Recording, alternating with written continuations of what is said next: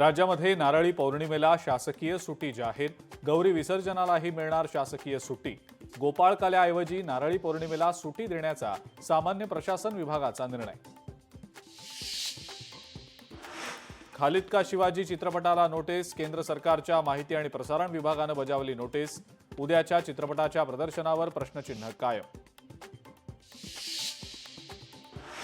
शाळकरी ऑटोला दंड ठोकणार असाल तर आरटीओ ऑफिसला कुलूप लावेन, शिवसेनेचे आमदार संतोष बांगर आक्रमक।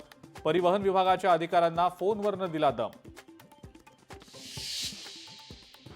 कोल्हापुरातल्या नांदणी इथल्या जैन मठाला मनोज जरांगेंनी दिली भेट। महादेवी हत्तीणीला परत आणण्यासाठी सुरू असलेल्या विषयांवर मनोज जरांगेंनी जैन महास्वामींशी केली चर्चा।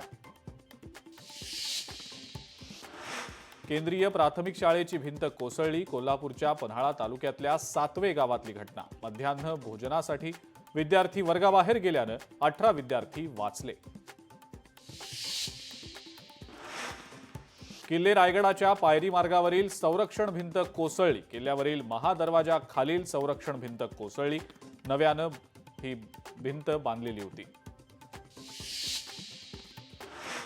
भाजपच्या नेत्या नवनीत राणा यांना जीवे मारण्याची धमकी, सोशल मीडियावर रील्स तयार करून दिली जीवे मारण्याची धमकी।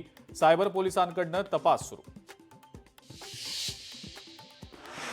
उल्हासनगरमध्ये खड्ड्यांमुळे नागरिक त्रस्त, नागरिकांनी रस्त्यावरचे खड्डे बुजवले। प्रशासन लक्ष कधी देणार, नागरिकांचा संतप्त सवाल। चिपळूण शहरातल्या धामनवणे परिसरात सेवानिवृत्त शिक्षिकेची निर्घृण हत्या, घरातच विवस्त्र अवस्थेत आढळला मृतदेह। पोलिसांकडून घटनेचा तपास सुरू।